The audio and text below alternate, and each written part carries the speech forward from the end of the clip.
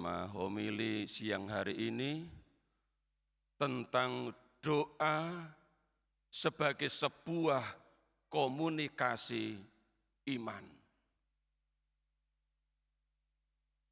Para saudara-saudari kekasih Tuhan, sebagai sebuah komunikasi iman, doa itu bisa dilakukan dengan dua cara. Yang pertama, doa dilakukan secara komunal. Doa dilakukan secara bersama-sama dengan melibatkan beberapa atau banyak orang. Kita mendapat contoh dari bacaan pertama yang diambil dari Kisah Para Rasul bab 1 ayat 12 sampai dengan 14. Setelah Yesus naik ke surga, para rasul berkumpul bersama di senakel, di ruang atas. Mereka berkumpul dan berdoa bersama-sama. Dikatakan tadi di ayat 14, dengan sehati mereka semua bertekun dalam doa bersama. Bapak, Ibu, saudara-saudari, di ruang senakel itu ternyata yang hadir bukan hanya ke-11 rasul, seperti yang tadi disebutkan di ayat 13. Masih ada juga beberapa orang wanita, serta Maria, ibu Yesus. Jadi semua rasul berkumpul bersama, ditambah beberapa wanita. Itu yang terjadi pada saat doa bersama yang dilakukan oleh gereja perdana. Dulu, sekarang terbalik. Yang banyak itu ibu-ibu, yang beberapa orang adalah bapak-bapak. Coba perhatikan di doa lingkungan atau misa lingkungan. Yang paling banyak itu wanita, ibu-ibu. Yang sedikit adalah bapak-bapak. Seperti dalam misa lingkungan beberapa hari kemarin. Hari Jumat. Itu kurang lebih 25 orang yang hadir, hanya 3 orang adalah bapak-bapak, selebihnya adalah wanita. Mereka memang rajin berkumpul dan berdoa. Di zaman para rasul yang rajin. Oke lah, saya mau menekankan soal doa yang bersifat komunal. Doa yang dilakukan bersama-sama, seperti yang ditunjukkan oleh gereja perdana. Inilah yang harus menjadi wajah dan suara gereja zaman ini. Wajah dan suara gereja perdana yang berkumpul bersama, yang berdoa bersama, mesti dijaga, dipertahankan, dan dihadirkan dalam gereja masa kini. Di setiap paroki, juga di paroki ini. Syukur kalau di setiap lingkungan juga ada kegiatan doa bersama. Entah murni doa atau doa rosario atau mungkin misa syukur atau misa arwah. Umat berkumpul untuk berdoa secara komunal. Inilah wajah gereja yang harus selalu tampak. Jumlahnya berapa itu bukan nomor 1. Yang penting bahwa umat mau berkumpul seperti semangat gereja awali. Dengan sehati mereka semua bertekun dalam doa bersama. Bisa dihadirkan di lingkungan-lingkungan. Diadakan, dikomunikasikan kepada seluruh warga lingkungan sehingga sedapat mungkin yang hadir bukan itu saja. Karena sudah biasa hadir, yang tidak biasa juga tidak biasa hadir. Dan selain di lingkungan-lingkungan, baik kalau doa yang bersifat komunal ini bisa dilakukan dalam keluarga-keluarga. Saya tahu keluarga-keluarga di Jakarta itu keluarga-keluarga yang super sibuk. Tapi pasti ada perjumpaan bersama antar anggota keluarga. Entah saat makan bersama atau saat-saat yang lain. Di situ bisa diadakan doa bersama. Entah doa sebelum makan dan doa sesudah makan. Atau karena intensi lain. Anak ulang tahun, cucu ulang tahun. Baik kalau berkumpul bersama, bukan hanya sekadar makan, tetapi juga ada salah satu menjadi imam, memimpin doa bersama dalam keluarga itu. Saya ingat akan kata-kata Santa Teresa dari Kalkuta. Dia bilang begini, keluarga-keluarga zaman sekarang semakin kurang bersatu. Lalu dia berikan alasannya, karena tidak berdoa bersama-sama dan mulai berantakan.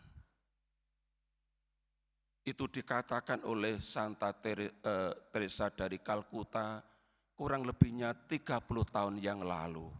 Karena beliau meninggal 5 September 1997. Apakah kata-kata itu masih relevan zaman sekarang? Benarkah keluarga-keluarga yang tidak lagi berdoa bersama, mereka mulai berantakan, mulai tidak akur, tidak rukun? Hanya Bapak, Ibu, Saudara-saudari yang bisa menilainya. Baik, ini yang pertama, doa yang dilakukan secara komunal. Yang kedua, doa yang dilakukan secara personal. Doa yang dilakukan secara pribadi. Doa pribadi yang ditujukan entah kepada Allah Bapa, entah kepada Yesus, entah kepada Bunda Maria atau orang kudus tertentu. Injil yang tadi kita dengarkan adalah contoh doa Yesus. Doa yang bersifat personal, yang mana ia berdoa kepada Allah Bapanya. Inilah doa pribadi. Namun doa yang bersifat pribadi ini punya dampak sosial. Yesus tunjukkan tadi. Injil hari ini Yohanes 17 ayat 1 sampai dengan 11a. Di ayat 9 Yesus bilang begini, aku berdoa untuk mereka. Mereka yang dimaksudkan adalah murid-murid Yesus. Orang-orang yang sudah mengikuti dia dan percaya kepadanya. Lalu dia lanjutkan, bukan untuk dunia aku berdoa, tetapi untuk mereka yang telah Engkau berikan kepadaku.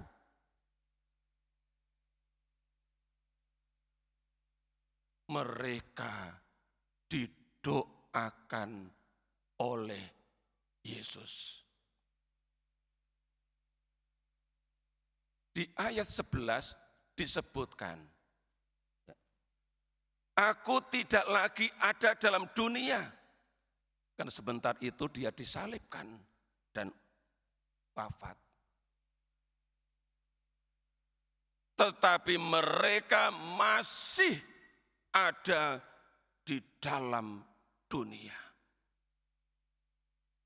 Yesus mendoakan murid-muridnya karena mereka masih ada di dalam dunia dengan segala tantangan, segala pengaruh yang akan mereka hadapi. Maka Yesus berdoa untuk mereka yang masih ada di dalam dunia. Kalau Bapak Ibu Saudara-saudara membaca Injil Yohanes bab 17 ini, di ayat-ayat berikutnya semakin tampak jelas apa intensi doa Yesus untuk murid-muridnya. Di ayat 22 di sana ditulis, supaya mereka menjadi satu, sama seperti kita. Kita yang dimaksudkan adalah Bapa dan Yesus putranya. Sama seperti kita adalah satu. Jadi jelas sekali bahwa doa Yesus yang bersifat personal itu punya dampak sosial. Dimaksudkan juga untuk orang lain. Yesus mendoakan murid-muridnya supaya mereka bersatu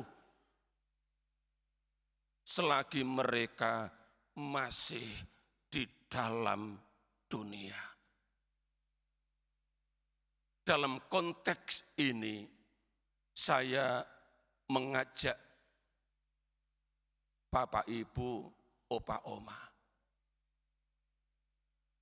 Seperti Yesus yang akan meninggalkan dunia dan berdoa untuk murid-muridnya supaya mereka bersatu. Saya mengajak para orang tua, Bapak, Ibu, dan Opa, Oma, yang dari segi waktu hidup di dunia ini sudah tidak lama lagi. Berdoalah untuk anak-anak. Berdoalah untuk mantu. Berdoalah untuk cucu-cucu. Supaya mereka bersatu.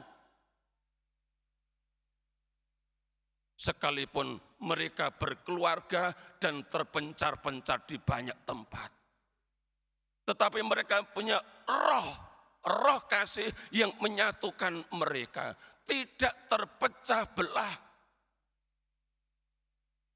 Bahkan mungkin berkelahi gara-gara warisan. Atau bahkan masalah sepele. Tetapi hidup mereka tidak rukun. Tidak bersatu. Inilah yang mesti dikerjakan oleh para orang tua.